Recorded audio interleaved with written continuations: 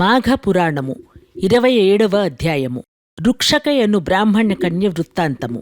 పూర్వము భృగుమహాముని వంశమందు రుక్షకయను కన్య జన్మించి దినదినాభివృద్ధి పొందుచుండెను. ఆమె దురదృష్టవంతురాలు కాబోలు. పెండ్లి అయిన వెంటనే పెండ్లికుమారుడు చనిపోయెను.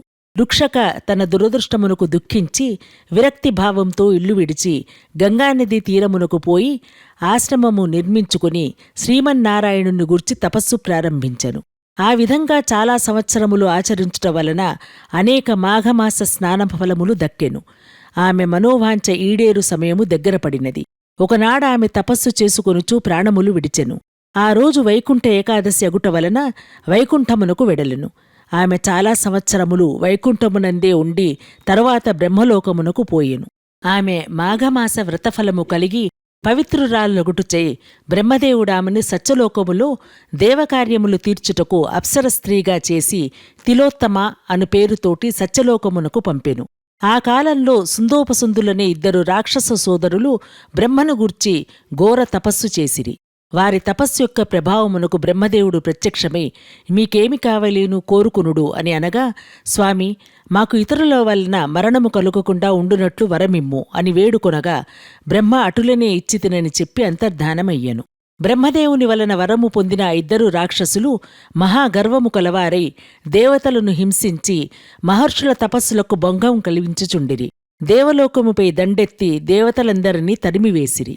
ఇంద్రుడు మొదలగు దేవతలందరూ సత్యలోకమునకు వెళ్లి బ్రహ్మను వేడుకుని, మహానుభావ, సుందోపసుందులనే రాక్షసులకు మీరిచ్చిన వరములతో గర్వము కలవారై తపశ్శాలులను బాధించుచు దేవలోకమునకు వచ్చి మమ్మల్నందరూ తరిమి చెరసాలలో పెట్టి నానా బీభత్సము చేయుచున్నారు.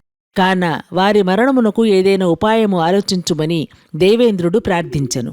బ్రహ్మ దీర్ఘముగా ఆలోచించి తిలోత్తమును పిలిచి, అమ్మాయి, సుందోపసుందులను రాక్షసులను ఎవరి వలననూ మరణము కలుగుదని వరము ఇచ్చి ఉన్నాను. వరగర్వముతో చాలా అల్లకల్లోలము చేయుచున్నారు కాన నీవు పోయి నీ చాకచక్యంతో వారికి మరణము కలుగునట్లు ప్రయత్నించుము అని చెప్పాను.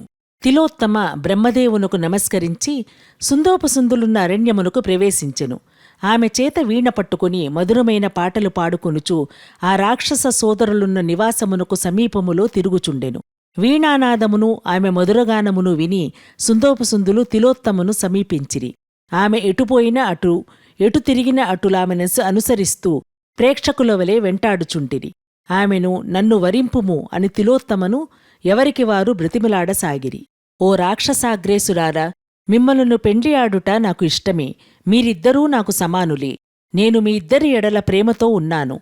ఇద్దరినీ వివాహమాడుట సాధ్యము కానిది. కాన నా కోరిక ఒకటున్నది.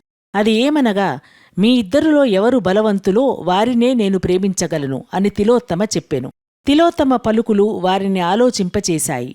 నీకంటే నేను బలవంతుణ్ణి అని సుందుడు అంటే, లేదు నేనే బలవంతుణ్ణి అని ఉపసుందుడు అన్నాడు. ఇద్దరికీ వాగ్వివాదం పెరిగి పౌరుషం వచ్చింది. మనిద్దరిలో ఎవరు గొప్పో తేల్చుకుందాం అంటూ ఘోరయుద్ధానికి తలపడ్డారు. పలు రకాల ఆయుధాలతో పోరాడుకున్నారు.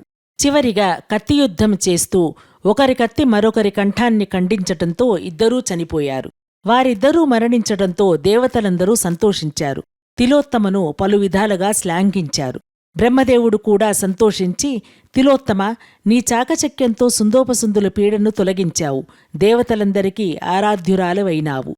ఇదంతా నీవు చేసిన మాఘమాస వ్రత ఫలితమే, కాని మరొకటి కాదు. ఇక నుండి నీవు దేవలోకములో అందరిచే అధికురాలిగా ఆదరింపబడతావు. నీ జన్మ ధన్యమైనది. వెళ్ళు, దేవలోకంలో సుఖించుము అంటూ ఆమెను దేవలోకానికి పంపాడు. విన్నారుగా? మరి ఆలస్యమెందుకు? ఇప్పుడే మా సనాతన నిధి ఉచిత మొబైల్ అప్లికేషన్ను ప్లేస్టోర్ నుండి డౌన్లోడ్ చేసుకుని ఫ్రీ రిజిస్ట్రేషన్ చేసుకుని మేము నిర్వహిస్తున్న రోజువారీ క్విజ్లో పాల్గొని బహుమతులు గెలుచుకోండి.